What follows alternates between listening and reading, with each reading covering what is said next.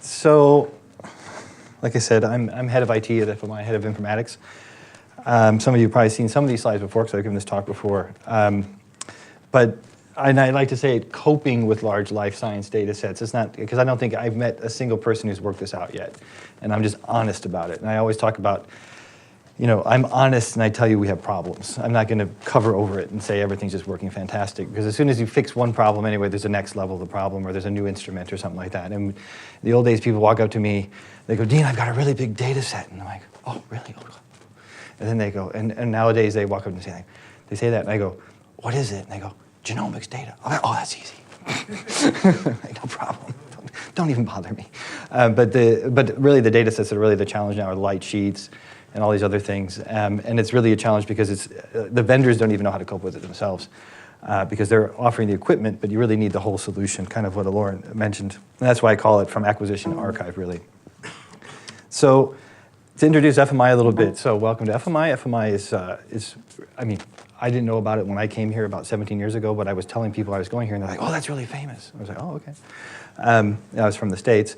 And it's really working. Now we're focused on biomedical research with, innovate, really basic science. As a lot of you know, we're funded largely by Novartis, but we also get a lot of grants. But we're a nonprofit academic institute. We're legally separate. So we have about 360 people.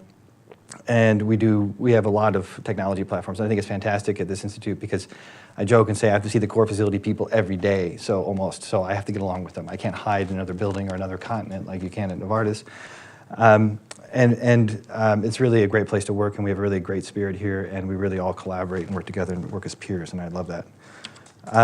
So just a word about the eulife Consortium, because I'm heavily involved in that. Is that the eulife Consortium is 13 different institutes in 13 different countries. And what's really cool about the eulife Consortium is they're institutes similar to FMI. So when I talk to somebody from the university, they're like, oh, that's complicated, you don't understand, Dean, because it's so bureaucratic. And I'm like, you're right, I don't understand. But the nice thing with these institutes is they're all agile, they're fairly small. Some are quite large, some are like 1,500 or 1,900 people, we're 360. So we can really talk to them and collaborate on topics that are a bit, we can empathize and understand each other. So like I'm in the IT working group, but there's also a core facility working group, there's also HR working groups. So we work together on best practices that would apply to institutes. And you see it's quite large. I mean, there's 554 research groups, 7,200 scientists, and 130 core facilities. So it's a really fun thing. I was just in Ghent last week with it. So this is, what they did in that is they tried to organize the eulife courses in 2017. So all the different institutes, or at least 9 of them, are organizing courses, and we decided to organize one here in Basel.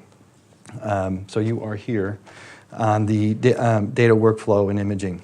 Well, that's what the original title was when they asked us. In the meantime, it's changed a bit, right?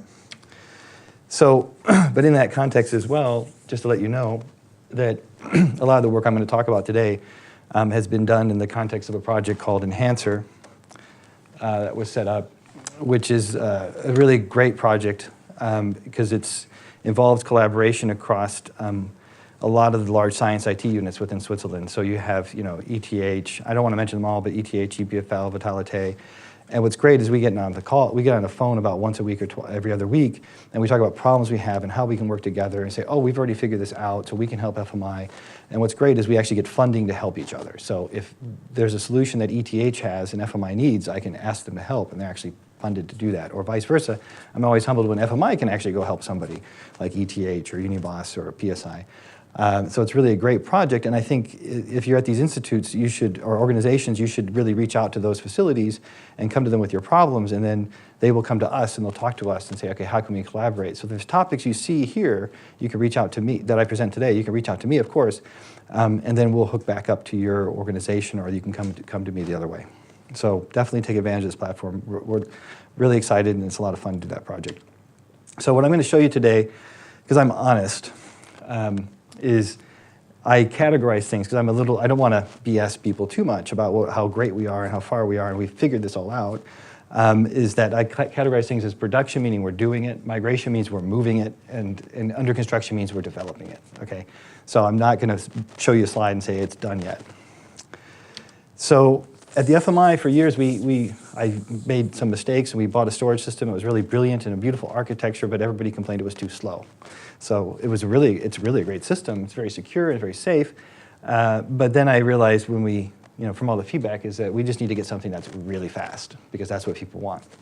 So then about a little over a year ago, we went ahead and I looked at the market, or over 2 years ago, and we realized there's a company called DDN who makes storage systems, and it's in probably 60–70% of the supercomputer center, or top 100 computers in the world, supercomputers in the world. So I said, okay, that should be okay. And the people come to me and goes, Dean, is it going to be able to handle it? And I'm like, we're a lot smaller than a supercomputer, so I think it'll be okay. So we said, okay, we just set out to make everything fast. That it doesn't matter if you're coming at it from a laptop, a desktop, an instrument, or a VMware cluster, or even a small cluster. And then everybody's working off of the main storage system here and sending their data there. So that was really our philosophy, and actually I think it's working. People don't complain anymore about it being slow. So that was kind of the step into the adventure. And then what we did is we thought a lot about, what is the general workflow? And what we realized is, so what we do is a bit different at FMI. We're not large and don't have a cluster. We actually use thank you to Novartis, we use their cluster, or we can even use the ETH cluster. So what we've done is we create a VMware environment with, we call it like scientific compute infrastructure. And then we give people VMs, and I say this and people don't believe me, but I can show you, we have like VMs with, we can assign 88 cores to, and even a terabyte of RAM if we want. And that gives us a lot of flexibility because we don't have to fix the code. We can just make the environment work with the code, even if it's crappy code. So we can give it Windows 7 or Windows XP if we have to, or whatever. So we can tune the virtual machines to that environment. And what we do is we issue to a research group, like there's a group called from Andreas Luthi, and we've issued them 7 virtual machines because they do behavioral studies, and we assign one to each of their users and give them 128 gigs of RAM, and they book them in the booking system, and they're really happy with that. And that's really sped up their work dramatically. They're very happy. So that's kind of how we've done it. So we're very virtualized. We have instruments like the Yokogawa, and then we have a lot of analysis computers and, of course, laptops, and we send things off to tape archive, which I'll go into a bit more. And as you all know, it's relatively obvious, but unfortunately people don't treat their data this way in a lot of places. In the end of the day, I always say, this is the pretty pictures, right? It's small, it's tiny, it fits in a PowerPoint. If it doesn't fit in a PowerPoint or you can't publish it, then you can't do anything with it. The results are also quite small, but the raw data or the intermediary data is quite large, and the raw data is quite large. So I think the mistake that a lot of people make is that they try to keep the raw data online, or they try to keep the raw-like data at all, because this could be regenerated. And the raw data, what we do is we focus on moving that off to cheap storage as fast as possible, or tape, or whatever, and the important thing is to be able to separate it. So we've really designed our workflows that they can be separated. Like at the universities, a lot of times they say, oh, here's your group drive, and then everybody just sticks everything in there. Your raw data, your process data, your beautiful pictures, your Word documents, whatever. And then what happens is they have a problem with that storage system. You're down for a week or 2 weeks because they have to restore everything. You should separate the smaller data into a separate section, or the pretty pictures, I call them, and then the raw data should go to tape, and you can keep it in a cache online while you're processing it, but in our opinion, we stick it to tape very fast. So this is our general workflow. You acquire into a scratch area, and then the group area is where you save the long-term results. We don't do things that are sexy, we do things that are pragmatic. So we even, a lot of times, will connect what's called a QNAP, or little local NAS, to the machine. So, and I'll talk more about that in a second, how we do this, but what we do is we can acquire on the instrument, we can copy at the same time, and we can copy to a backup copy at the same time. So basically, there's 3 copies being generated at a single time. And none of you believe me that we do that, but I'll show you how we do it, because it's interesting, and it's not supported. But then they can look, and they can do their image compression. We can then move it off to a tape copy, and then they can do their computational analysis on it. Now, this is an example of a workflow that was actually done by Christelle and her team that explains how we do it, because what we're doing now, so we've kind of done the first phase, and this is the part where we would like to collaborate with too, is we want to get to kind of a structured workflow that you could apply to any instrument, like consistent drive mappings, consistent information. So whether you're using a Yokogawa or using a light sheet or whatever, you actually know how the workflow is, because you've used different, like a confocal is not going to be much different than a light sheet, even though the data volumes might be considerably different. So this is something that we're working on next year to publish, like a best practice paper on the storage architecture and how to do data archiving management, like just simple things like drive mappings. So this is a good example of this Yokogawa machine that was, let's say, the eye-opener to the Institute about big data. Because when it first came, they're like, oh yeah, the data sets will be about 2 terabytes, and then they became 4, and then they became 5. I think they're up to 10. Okay, so it's like, and so we've dealt with it, and in the meantime, and kind of with a vengeance by getting into this larger, faster storage system. So it's here, and then not to mention it keeps coming with, you have cryo-EM now, and you have the light sheets and things like this. So what I was talking about before, what we do and what we learned.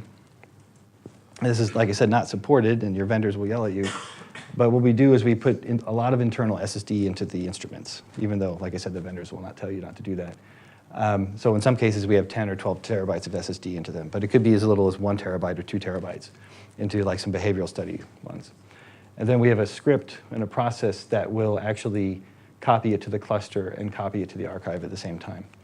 And this is great because actually these people are running their acquisition, and by the time they're done with the acquisition, they're actually done copying the data, and they're actually started the post-processing. So by the time they're done with the experiment, walk upstairs, get a coffee, go back to their desk, they're actually fairly far along.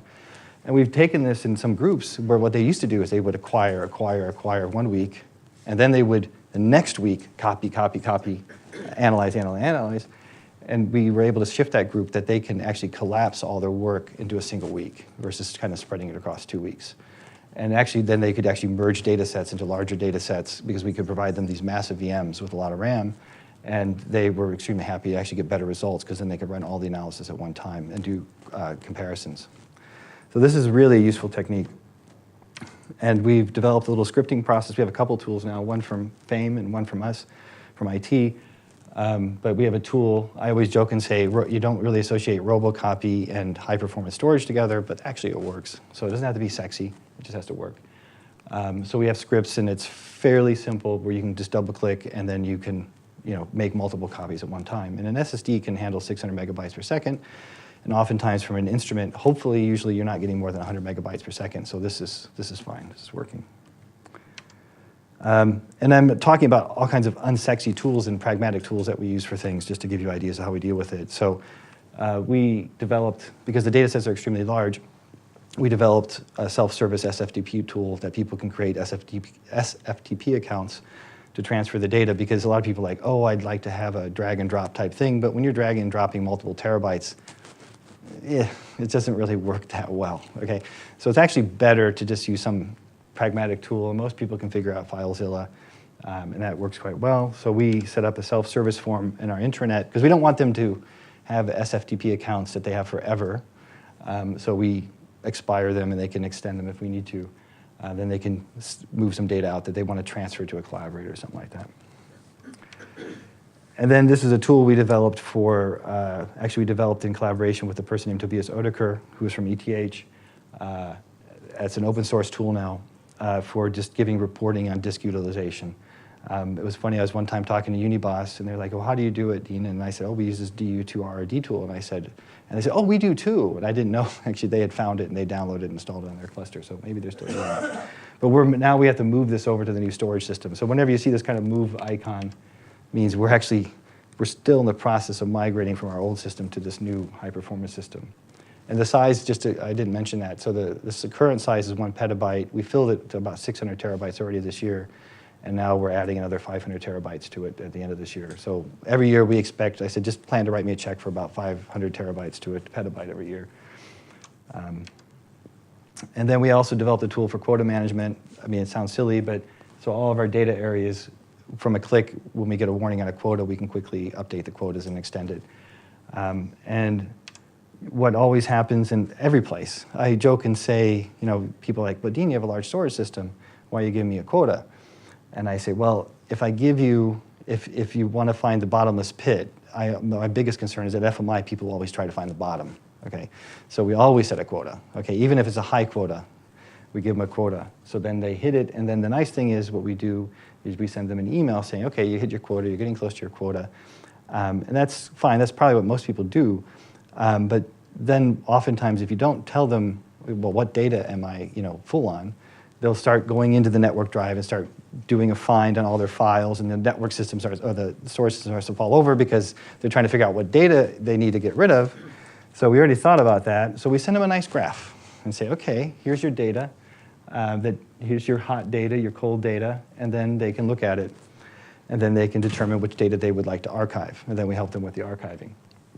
But we're very kind, and we give them multiple options. So either ask for special treatment, or ask for an increase, or request us to archive it. So we're very kind, and usually people take it quite, and very nice because people take it seriously, and they generally try to reduce instead of asking us to increase their quota, but of course we increase it when we need to. So now we're developing another system. I mentioned how we are archiving a lot of the big data sets ourselves. So we're developing a new tool called Big Data Archive Storage Service. I didn't give it its name, but it's called Badass. So this is a collaboration we're doing with a person named Tobias Oedeker. And actually, we're also now collaborating with multiple people. So we're collaborating with a company called SpectraLogic, who makes tape drives. We're also collaborating with DDN. We're also collaborating with the Max Delbruck Center. We're also doing it in the context of Enhancer.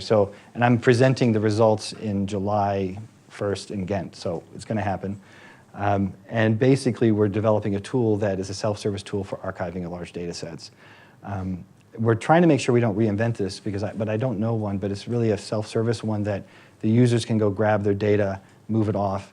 I say it's good to use tape, but you should never let users touch tape because they're impatient and it takes a long time to get back. But if they submit the job and then they get it back in an email, then they don't have to interact with that kind of system.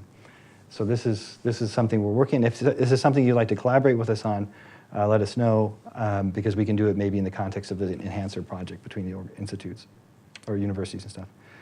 Then the other big problem is backup. Okay, I remember I went to the Broad Institute several years ago, and they showed me their brand new multi-petabyte system. And I said, oh, that's a great system, but how do you back it up? And they go, oh, it's time for lunch. Because they didn't. Okay, because it's as soon as you have data sets of this size, you just can't back it up, or it takes days, okay?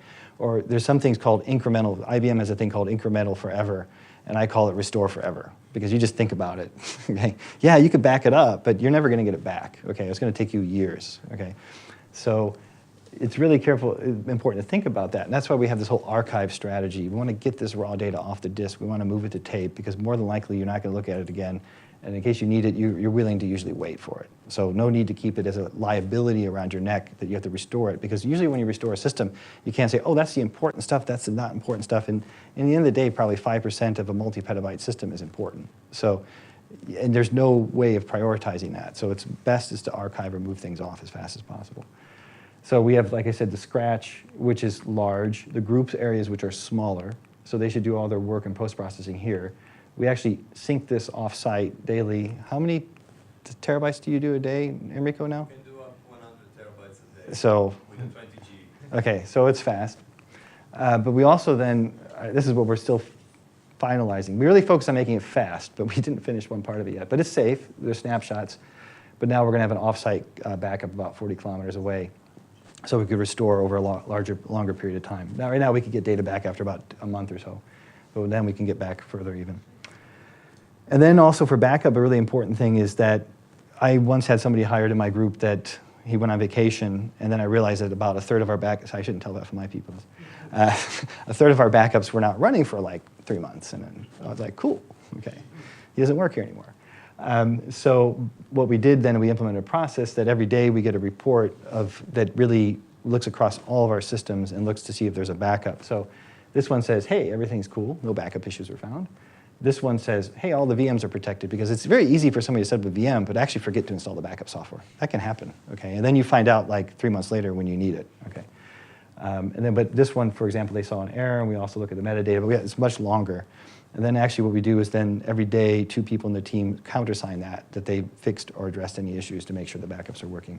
So this is really important. You shouldn't assume. And we're actually now have to migrate that over to our new system, the reporting, to make sure that snapshots are happening, make sure that the syncs are happening, and make sure the backups are happening. And then a shameless plug is that, but I'll get to why I'm mentioning it, is so we also, as part of the FMI and the team, and also within the Enhancer project, to really help core facilities, we developed a system called the Integrated Resource Information System. So right now it's a very boring system because it's really focused on booking and, let me see, it does dynamic form statistics, project management, multi-facility calendar, pricing rules, directory management, scheduling, service requests. So actually what we did is we developed this tool to actually, first we want to develop the tool to do these pragmatic things that everybody needs. But actually the longer term goal is about metadata collection and movement of data, because we know if we control access to the resource, that actually we can collect a lot of useful metadata. So we're finally getting there after about 2 years. And now we have about 6,000 users on the platform. So we know it's adopted, and we know people are using it every day. We have a booking request about every minute or so. We have about 2,000 resources in the system, 300 or so resource providers, and about 223 registered organizations. Now that's not just organizations using it, but it's also could be that there's 10 people from one institute using it, but they've registered, so we just count that as an organization in the directory.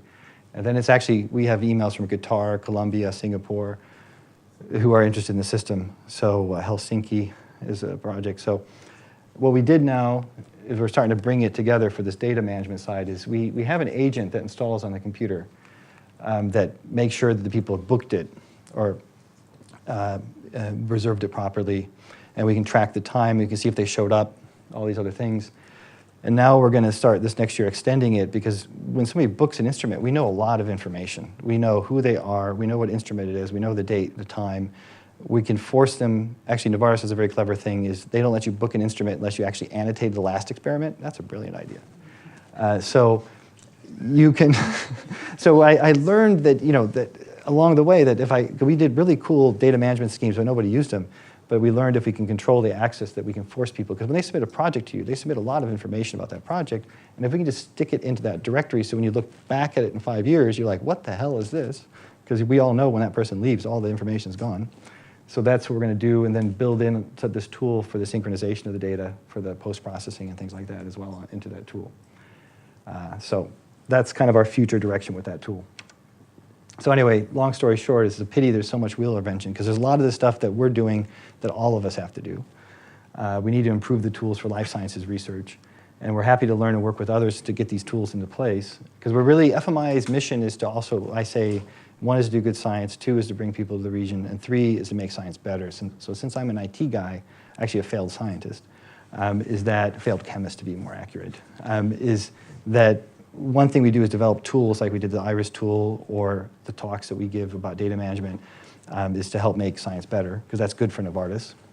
And it'd be great to have like these tools more generally available. So the goal with this badass project is that we're going to take a lot of the tools that I showed you today and embed it into that and embed it into a set of best practices. So kind of out of the box, the goal would be that we could work with Zeiss and other companies or Gatan, whoever, Thermo, that they could package this and say, hey, here's your instrument and here's your data management solution, and then say bye, versus everybody, here's your instrument, see you later, bye.